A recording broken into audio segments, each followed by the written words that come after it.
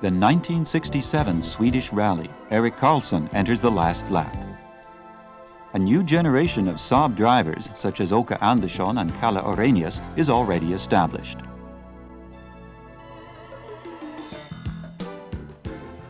But in the 1967 Swedish Rally, Finland produces the best Saab drivers. Simo Lampinen finishes in second place.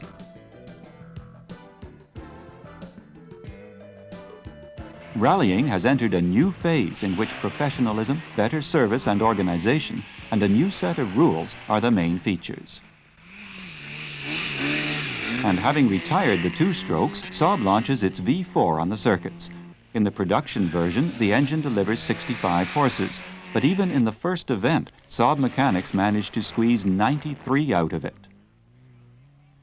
According to the Ford factory, the engine would fall to pieces if pushed beyond 95.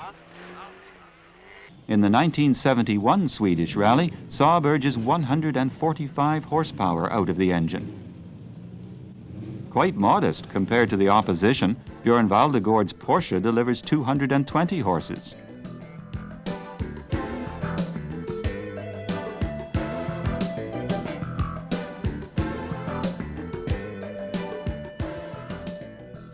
Timo Mäkänen's Ford Escort is also 220.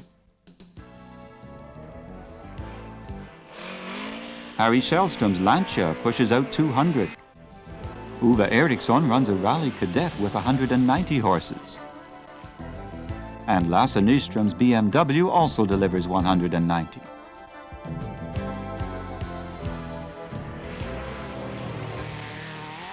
Saab's rally stables have now been joined by some of the biggest names since Erik Karlsson, Per Eklund and Stig Blomqvist.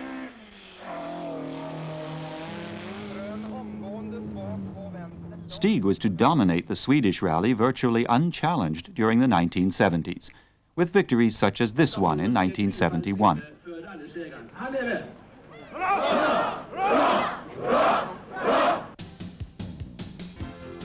Victory in 1972. Victory in 1973, Per in second place. The 1974 rally is abandoned because of the oil crisis. In 1975, Stig leads by 9 seconds at half-time, but a fault in the ignition coil puts him out of the race on the racetrack in Karlstad. Per, who started in the same heat, pushes Stig around the circuit for the rest of the laps and over the finishing line. Stig takes a penalty time of 500 seconds, but wins most of the special sections in the second stage and crosses the finish line in second place overall. Per comes fourth. The winner is Björn Valdegård in a Lancia Stratos.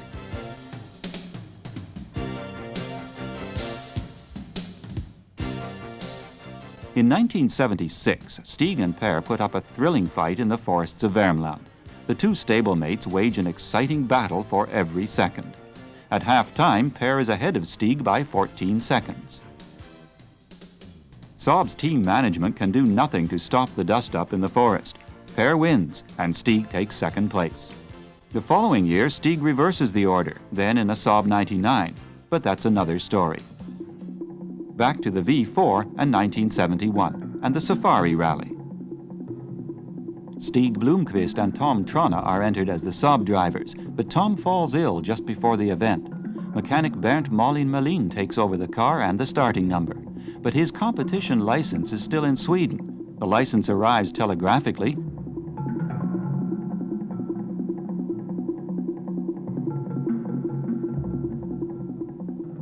Malin starts and finishes in 18th place out of the 33 cars that finished the course.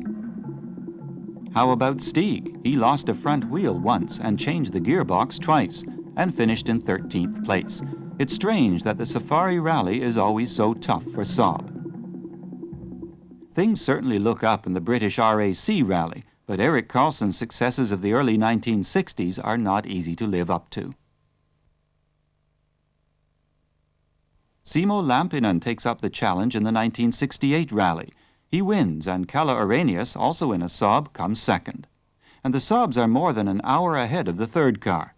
This is a true international breakthrough for the V4.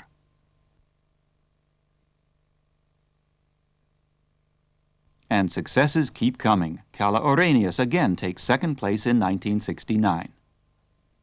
The 1971 RAC Rally. Stig Blomqvist, Per Eklund and Kalle Orrenius compete for Saab.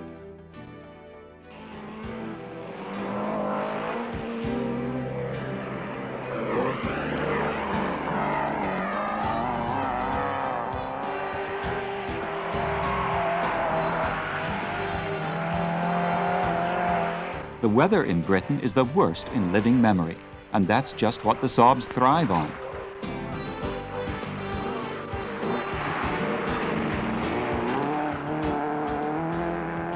But other competitors are not so enthusiastic.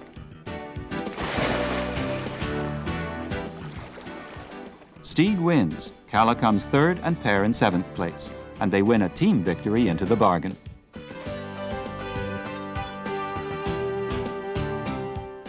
But 1972 marks the end of the line. The Saab drivers push themselves and their cars to the limit.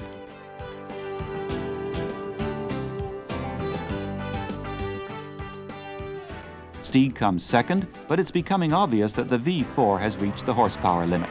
It now delivers 165.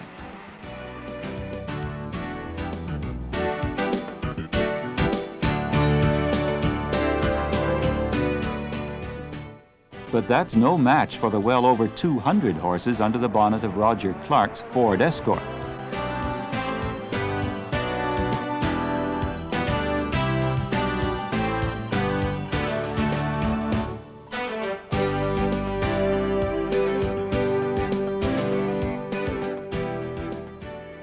The V4 is simply no longer man enough for European competitions, and that's becoming clearer and clearer as the decade advances. The engines are over-tuned, come what may, and what came in the 1975 RAC Rally was engine seizure for both Stig and Per. The V4 truly comes into its own in the ice and snow of the Scandinavian rallies. Per Eklund, the daredevil from Värmland with his wide and sweeping style, gets on famously in Norway and wins several Norwegian rallies in the early 1970s. And in Finland, Stig Blomqvist fights for all he's worth, not only against the competitors, but also against the radar speed checks between special sections. The Finns are not keen on Swedes who drive too fast, and speed checks are the artful dodge the Finns use to stop foreigners with a scent of victory. But that doesn't stop Stig from winning both the Hankey Rally and the Jyväskylä Rally in 1971. He repeats his Hankey Rally victory in 1972, and then again in 1977. But to give them their due, Finnish drivers are the greatest obstacle to Swedish victories in Finnish rallies, with Simo Lampinen at the head of the pack, in a Saab too. Simo wins the Hankey Rally 3 times in a row in the late 1960s, and then again in 1977. He wins the Jyväskylä Rally in 1972 and the Arctic Rally in 1975. Saab's Finnish importer sets up his own rally stables in the early 1970s with a batch of blue and white Saabs. The team gradually crystallizes. In addition to Simo, it includes Tapio Rainio and Jari Vilkas.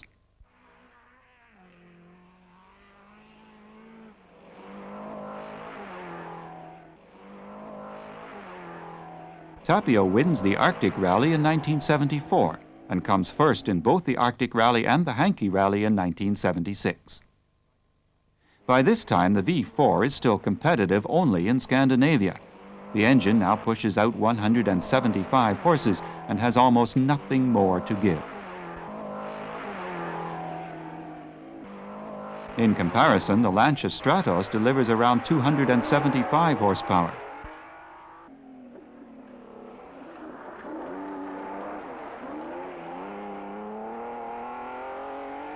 The Ford Escort 240,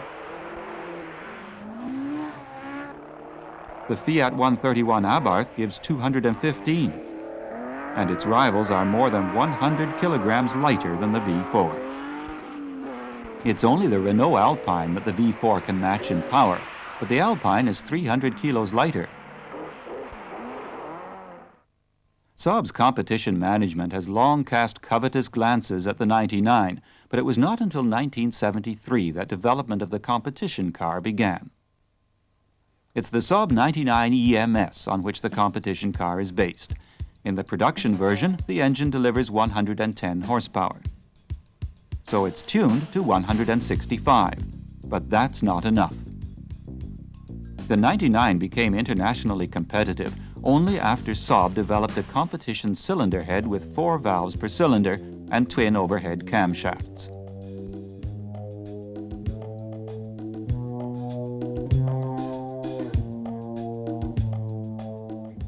In its maiden race at Boucle de Spa in January 1976, the 16-valve 99 has 220 horses under the bonnet, and the results it achieves are beyond all expectations. Stieg romps home to victory. But life has its ups and downs. In the Jyväskylä rally later in the year, the belly plate under the engine gives way. Both Stieg and Per damage their gearboxes and retire from the race. Stieg in the first special stage and Per in the fourth.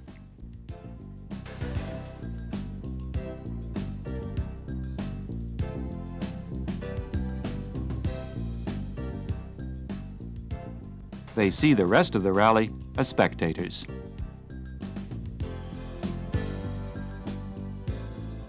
The RAC rally in November gives ample proof that the Boucle de Spa victory was not a flash in the pan. A double puncture robs Stieg of victory, but he finishes second after Roger Clark in a Ford.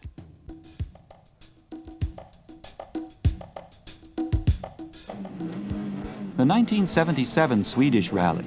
Snow, ice, slippery conditions, and bitter cold. This is the ultimate test for the car. And it's a return match for Stieg and Per. Per had won the year before. Per takes the lead, but over-revs the engine and retires after a couple of stages.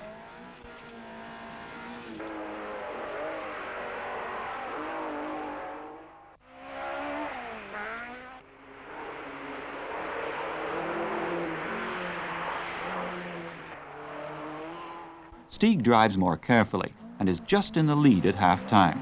He then pulls away and wins the rally hands down. But success never lasts forever. New rules put the 16-valve engine out of contest.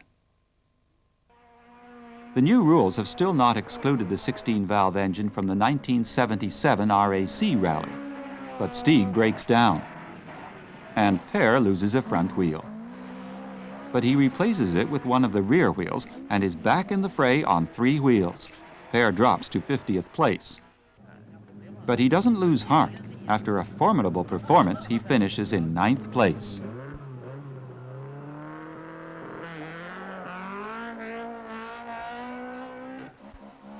At this stage, Sweden is the only country in which the 16-valve engine can still compete, and also in certain events outside the World Championship Series, such as the 1978 Castrol Rally in Australia, which was a new experience for Stieg.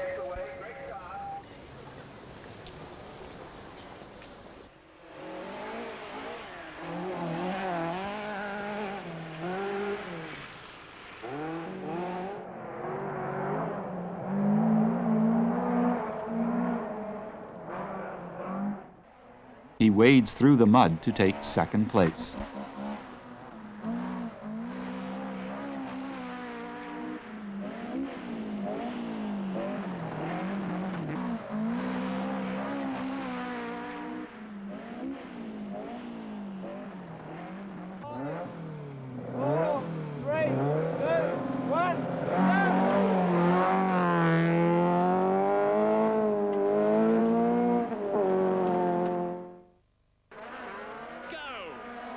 With a competition ban on the 16-valve engine and the turbo engine not yet ready for racing, only rallycross remained to keep the adrenaline flowing.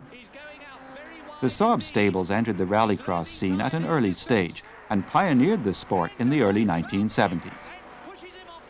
For the competition management, rallycross was an excellent test bed for trying new features.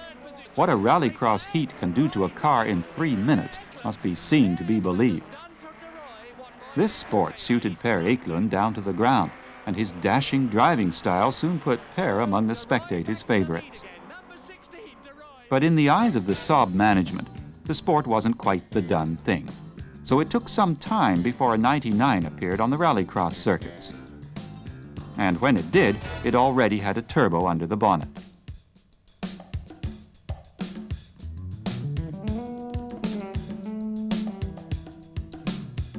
The competition department began dabbling with turbocharging back in the mid-1970s, but was forced to give up, and work was not resumed in earnest until after the Saab turbo engine had been launched under the bonnet of production cars. But when the turbo did come, it came with a vengeance. The 1979 Swedish Rally is the first proper rally event for the turbo. The engine delivers a healthy 250 horsepower.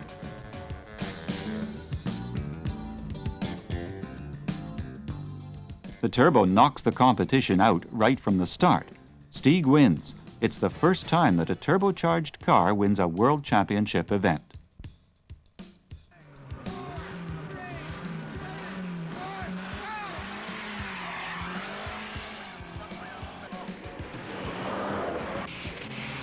Development of the Saab Rally Turbo marches on in the British Championship Series, with mixed results, but it all begins well.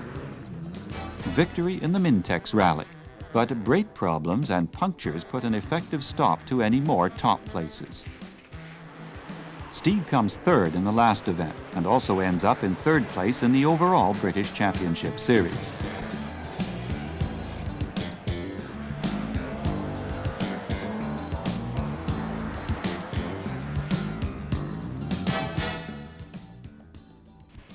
The 1980 Swedish Rally, Stieg leads at half-time, but a puncture loses him 3 minutes. He goes on to beat his competitors in most of the speed trials. Stieg ends up in second place, 1.5 minutes after the winner. For the first time, Saab has a car that can match its rivals in engine power. But the 1980 Swedish Rally is Saab's last World Championship rally.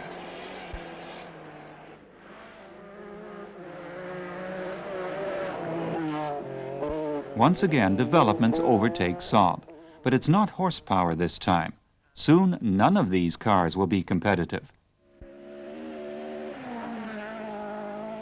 This time, the new rules allow specially built rally cars that hardly bear any resemblance to standard cars. And Saab has always regarded competition as part of the development of the standard car. The cost of competing reaches astronomical figures. Saab's competition budget is only 1/10 or even 1/20th of its rivals. All tales come to an end, and so does Saab's rally tale. The competition department is wound up in 1980. But the years of glory on the rally circuits merit a fitting epilogue. This was written in October 1986, when Saab set 21 international records and 2 world records on the Talladega circuit in the United States. 3 standard Saab 9000 turbo cars cover 100,000 kilometers each, day and night, rain or shine, under official and public scrutiny. They crossed the finishing line after 21 days, the fastest at an average speed of more than 213 kilometers per hour, including stops for refueling, tire changes, service, and driver changes. This could never have been done without the rallying heritage. And so we come to the end of the tale, but the memories live on. Memories of a rallying upstart. Memories of courage and enthusiasm. Memories of pioneers and legends.